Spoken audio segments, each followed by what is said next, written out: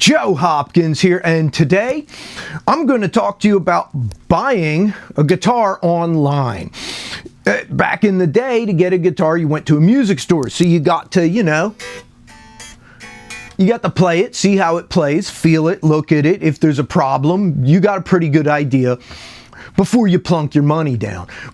But, everything's done online these days, so what's the best way to not get ripped off buying a guitar? Now, I've bought quite a few guitars online, quite a few, and I've learned a few things. Let's start with, and this goes for if you're buying something used off of eBay or Reverb, or buying a new guitar from a dealer online. First thing you want to do is make sure that the descriptions aren't like really vague, especially with used guitars. You don't want the person to just say, it's a nice guitar, it plays great. You kind of want specifics. The more vague they are, the more they might be trying to pass something off on you that's less than good, you know what I mean? It's always good to see them be specific and upfront about any kind of damage. Any guitar that's used is going to have a few chips or cracks or a little bit of, buckle rash on the back of it. That's simply what happens from using an instrument. Most of the time, somebody selling a used guitar, it's been used, right? With some exceptions, some people get a guitar and they just put it in the corner, keep it in the case, never really use it much. So you might find something that's totally mint. But most used guitars are used. You want specifics. What is wrong with it? You know what I mean? There's going to be at least something that's something. You know what I mean? That's just life. Second thing, lots of pictures, especially for used guitars. You want to see them take a lot of pictures of various things, and make sure you see how the light reflects here. You kind of don't want that. You want a nice, good picture like that so you can see cracks or any kind of dings or anything like that. If it's got a lot of reflection in it, maybe they're just bad at taking pictures, maybe they're hiding something, right? Not saying they're necessarily hiding something. Taking a good picture is an art form, and not everybody's really good at it, especially people that are musicians, right? It's a learned thing. But yeah, try to see if maybe that reflection there isn't in the next picture and you get a better look at it. Also, don't be afraid to contact the buyer and ask them things. That is rather important if you're buying a used instrument. Now, with new ones, it's a little bit different, right? Let's say you're buying a well-known brand that everybody's familiar with, Fender, Gibson, Gretsch, something like that. Then for the most part, you're not as concerned about the guitar. I mean, you can get a bad one, but you know what you're dealing with. They're well-known, well-respected brands. You're more concerned about the seller. Ones like, Sweetwater and Musician's Friend or Thomann, if you're in Europe, are well-known, well-respected sellers. But there are some guitar sellers out there that maybe you haven't heard of. It might be good to look them up. You're on YouTube watching me, you can type into that little box, the search thing, look for reviews on particular sellers. Can I trust them? Are they reliable? A lot of the AI search things are pretty good at that, like Gemini, ChatGPT. I like Gemini, right? I love it as a research tool because I could scour the web, or I could let it scour the web for me. If you don't trust AI, you can do the footwork yourself. Check forums, that kind of thing. You do a Google search, you'll come up with all kinds of stuff. Just search for the seller that you are thinking of buying from. There are a lot of scams out there. There are people that, are claiming to sell brand name guitars really cheap. If it's too good to be true, it probably is. But definitely do at least a Google search. Make sure you have some idea of who you're dealing with. YouTube reviews are really good for that sort of thing. Now, if you're dealing like a less well-known brand, like this one is a Sawtooth, right?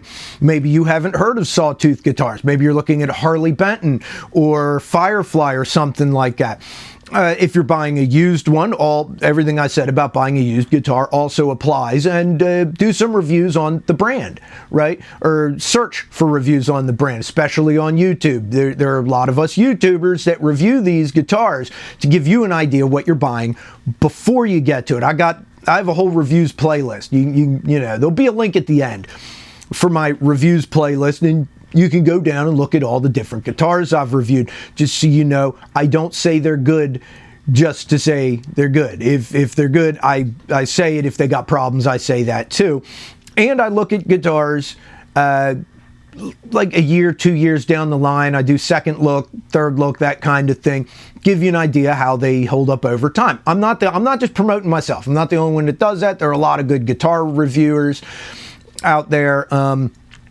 I've watched quite a few of them before I buy an instrument, and that can help you get a good idea, right? Now, there are some brands I can recommend if you're looking for a budget brand. Sawtooth is most of their stuff's a little more on the expensive of the budget side, but I really like their stuff. I really do. Them and All-in-One Guitars. They sell AIO and Wolf, and I really like those brands.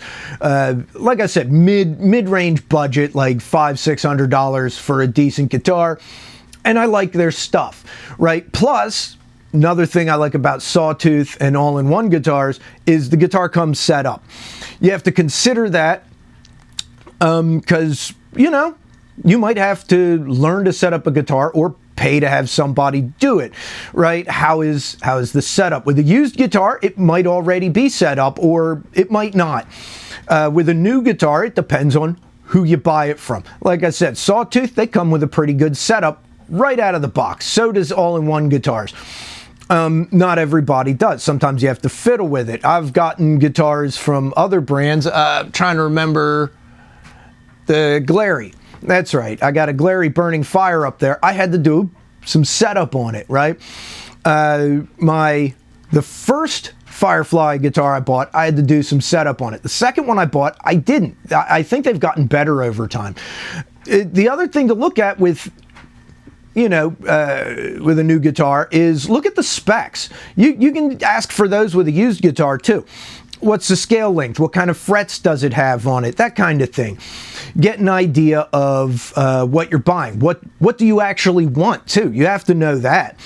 Do you want humbuckers or do you want single coils? You know what I mean? Do you want Les Paul style guitar? They tend, especially the full size ones, tend to be kind of heavy. Or do you want something a little bit lighter or more modern? Do you want something with a double cutaway, or is a single cutaway good enough? What kind of look do you want? What kind of finish? You know, shop around, get a good idea. What kind of frets do you want? Do you want stainless steel frets? Do you want some frets that are a little bit taller, a little bit shorter? That kind of thing. What's your playing style? If you're playing a lot of lead, maybe you want a lower action. If you're playing a lot of rhythm, maybe a medium action. If you play slide guitar, you might want a higher action. Now that action is part of the setup too. So like with that Glary I bought, if you play slide guitar, it might not matter that the action comes out of the box a little bit high. That might be what you want. Or maybe you don't want as low an action. Some sellers, you can tell them what kind of action you want. If you want something very specific, it's good to look to see if you can make a comment on there with your order to ask for that. I know when I bought my Hard Luck Kings guitar, they specifically asked what kind of setup do you want? What kind of action do you want when you get the setup? They're not around anymore, unfortunately. I like their guitars, but I guess they, I don't know. Businesses go out of business sometimes. So yeah, figure out exactly what it is you want, or shop around to get an idea of what you want. Maybe you think you know what you want, but the more you look at things, you kind of change your mind. It's like, nah, I'd rather have this. I like the way that looks specifically. There might be stuff you didn't know existed. Read the descriptions, read the specs on it. Try to get an idea of exactly what it is you want. And don't forget to look at the controls too, man. A guitar like this has 2 volumes, 2 tone knobs, right? So you can adjust volume and tone separately on these 2 humbuckers. Not everybody has that. Some guitars like this just have a single volume and a single tone that control them both. right? Some have like Strat style guitars. A lot of them have, I think it's one volume and two tones, or it's three. It's three knobs. I don't always remember. I think it's one volume and two tones. So, you know, and switches too. This has a three-way switch, right? You got neck or bridge, both, neck. Some guitars, like with three pickups, have a five-way switch. Some of them have coil splitting, where you can make your humbuckers into single coils. Some don't. You want to know these things before you buy the guitar, if it matters to you. For some people, some of those specs aren't that important. They mostly just want a guitar. Any guitar will do. They just want something decent. Watching those YouTube reviews on various guitars is a good way to get something decent. Like I said, I recommend Sawtooth. I recommend all-in-one guitars. If you want to go with something cheaper, I like Donner, I like Firefly, and I like IYV. Now, if you go through my reviews thing, you'll see that first Firefly Les Paul type guitar I bought did develop problems over time. But later on, more recently, I bought one of their Strat style guitars. I haven't had any problems with that. It plays like a beaut. Firefly is a brand that's gotten better. I like their ball end frets now. They got these frets. They're like, you know, they're ball end. It's really nice. It makes it a little smoother moving around the neck. I like that. And little touches like that do matter. Or it might matter to you. You definitely want to find out if a guitar brand is known for having sharp frets, like really crappy frets. They don't have to be the greatest frets in the world, but if they stick out past the neck a little bit, man, you can cut your finger on it, you can snag on it. That's no good. You don't want that kind of thing. And you know, usually the YouTube reviewer, if you're watching YouTube reviews, will tell you that. Or you can do a Google search or an AI question. Like I said, a lot of those AI chat things are pretty good for answering questions, for searching the internet for you. I prefer, honestly, YouTube reviews. I watch reviews on guitars all the time before I buy something. So yeah, those are some pretty good, I think all that's pretty good advice there. Let me think, is there anything else?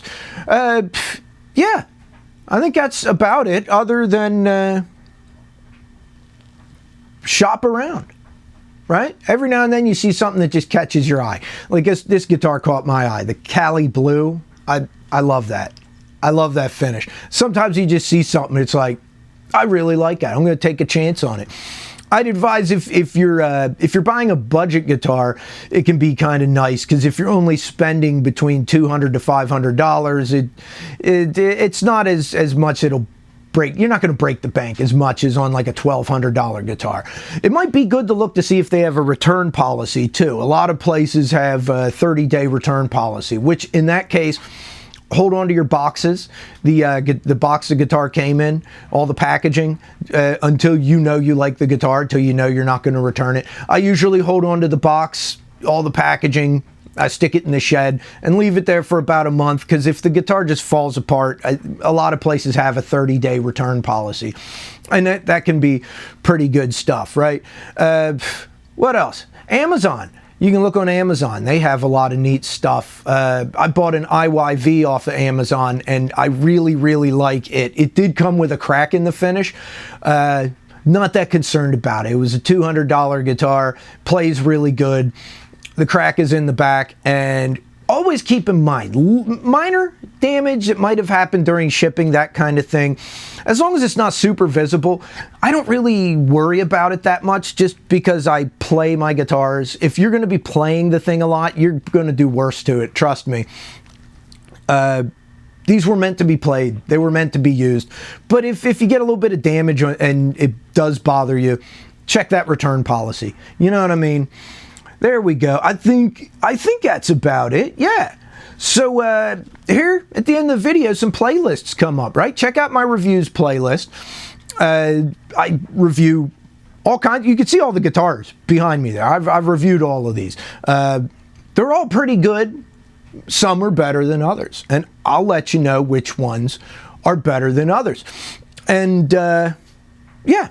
check out my my album, right? The playlist at the end that says Talking Dogs. That's my new album, and there's links to streaming down below. And I'll see you guys in the next video, all right? I love you guys. Peace out, baby. Bye-bye.